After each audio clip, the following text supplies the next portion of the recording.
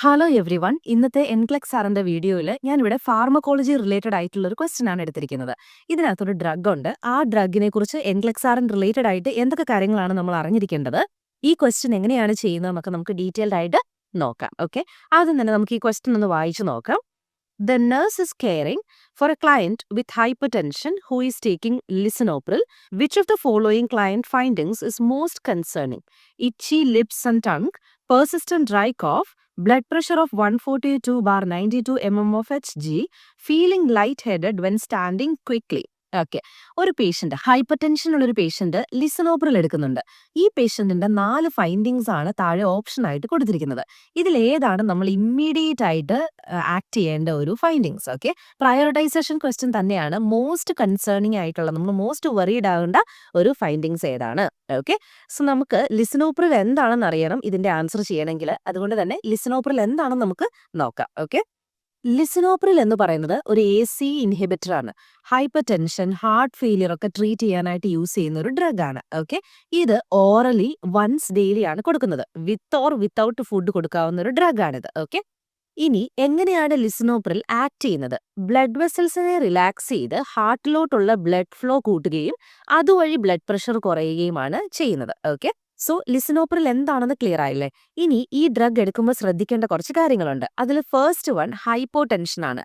ഇതൊരു hyper ടെൻസീവ് drug ആയതുകൊണ്ട് തന്നെ ഹൈപ്പോ ടെൻഷൻ ഉണ്ടാവാനുള്ള ചാൻസ് വളരെ കൂടുതലാണ്, എസ്പെഷ്യലി റീനൽ ഇമ്പയർമെന്റ് ഉള്ള പേഷ്യൻസിൽ. ഓക്കെ, അതുകൊണ്ട് തന്നെ ലിസനോപ്രിൽ എടുക്കുന്ന ഒരു പേഷ്യന്റിന് ഡെയിലി റെഗുലർ ആയിട്ട് ബ്ലഡ് പ്രഷറിന്റെ മോണിറ്ററിംഗ് ആവശ്യമാണ്. ഓക്കെ, റീനൽ ഇമ്പയർമെന്റിനെ കുറിച്ച് പറയുകയാണെങ്കിൽ ലിസനോപ്രിൽ എക്സ്ക്രീറ്റ് ചെയ്യുന്നത് കിഡ്നി വഴിയാണ് സാധാരണ.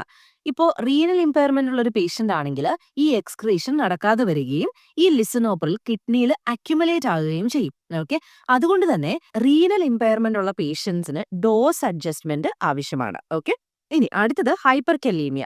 സോ പൊട്ടാഷ്യത്തിന്റെ ലെവൽ ബ്ലഡിൽ കൂടുന്നതിനെയാണ് ഹൈപ്പർ കലീമിയ എന്ന് പറയുന്നത്.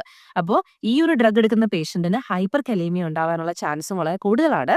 ബ്ലഡ് പ്രഷർ മോണിറ്റർ ചെയ്യുന്നതിനോടൊപ്പം തന്നെ റെഗുലർ ആയിട്ട് പൊട്ടാഷ്യത്തിന്റെ ലെവലും മോണിറ്റർ ചെയ്യാറുണ്ട്. ഓക്കെ, ഇനി അടുത്തത് ആൻജിയോ എഡിമയാണ്.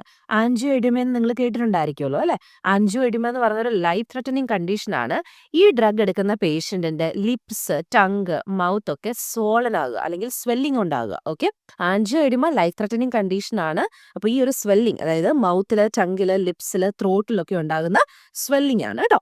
അപ്പോൾ ആൻജിയോ എഡിമയുടെ ഹിസ്റ്ററി ഉള്ളൊരു പേഷ്യന്റ് ലിസനോപ്രിൽ എടുക്കാനായിട്ട് പാടില്ല. ഓക്കെ, അടുത്തത് പ്രഗ്നൻസി ആൻഡ് ബ്രസ്റ്റ് ഫീഡിങ്ങിനെ കുറിച്ചാണ്.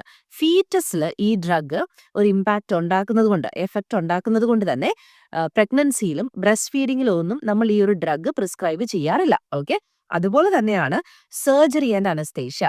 ഒരു പേഷ്യന്റ് സർജറിക്ക് പോവുകയാണെങ്കിൽ കുറച്ച് മണിക്കൂറുകൾക്ക് മുമ്പ് തന്നെ ഈ ഒരു ഡ്രഗ് ഡിസ്കണ്ടിന്യൂ ചെയ്യും. ഓക്കെ, സോ സർജറിക്ക് പോകുന്ന ഒരു പേഷ്യന്റിന് ഈ ഒരു ഡ്രഗ് ഡിസ്കണ്ടിന്യൂ ചെയ്യുകയും ചെയ്യും. ഓക്കെ, ക്ലിയർ അല്ലേ? അപ്പൊ ഇത്രയും കാര്യങ്ങളാണ് ലിസനോപ്രിലിനെ ബേസ് ചെയ്തിട്ട് നമ്മൾ പഠിച്ചു വെക്കേണ്ടത്. എന്തൊക്കെയാണ്? ഹൈപ്പോ ടെൻഷൻ റിലേറ്റഡ് ആയിട്ടുണ്ട്, പിന്നെ റീനൽ ഇമ്പയർമെന്റിന്റെ കാര്യം പറഞ്ഞു, അതുപോലെ തന്നെ നമ്മൾ സർജറി ആൻഡ് അനസ്തേഷ്യ പറഞ്ഞു, ദെൻ നമ്മൾ ആൻജിയോ എഡിമയുടെ കാര്യം പറഞ്ഞു, ഹൈപ്പർ കലീമിയയുടെ കാര്യം പറഞ്ഞു. ഇതിൽ ഏറ്റവും ഇമ്പോർട്ടന്റ് ആയിട്ട് നിങ്ങൾക്ക് തോന്നുന്നത് എന്താണ്? ലൈഫ് ത്രെറ്റനിങ് കണ്ടീഷൻ ആയിട്ടുള്ള ആൻജിയോ എഡിമ അല്ലേ? ഓക്കെ, അപ്പൊ നമുക്ക് ഇനി ഓപ്ഷനിലോട്ടൊന്ന് പോയി നോക്കാം. ഓപ്ഷനിൽ ഒന്നാമത്തെ ഓപ്ഷൻ ഇച്ചി ലിപ്സ് ആൻഡ് ടങ്. ഇച്ചി ലിപ്സ് ആൻഡ് ടങ് എന്ന് പറയുന്നത് എന്തിന്റെ സിംറ്റം ആയിരിക്കും?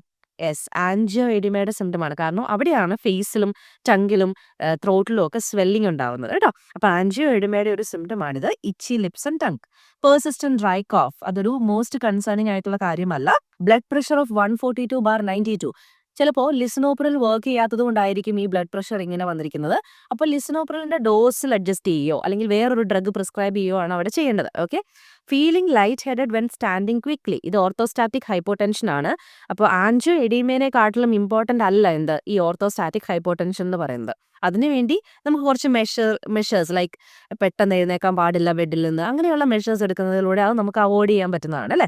അപ്പോൾ ഇവിടെ ഏറ്റവും ഇമ്പോർട്ടന്റ് ആയിട്ടുള്ള, മോസ്റ്റ് കൺസേണിംഗ് ആയിട്ടുള്ള കാര്യം ഇച്ചി ലിപ്സ് ആൻഡ് ടങ് ആണ്. കാരണം ആൻജിയോ എഡിമ റിലേറ്റഡ് ആയതുകൊണ്ട് തന്നെ. ഓക്കെ, സോ ആൻജിയോ എഡിമ ഒരു ലൈഫ് ത്രെറ്റനിങ് കണ്ടീഷൻ ആണ്.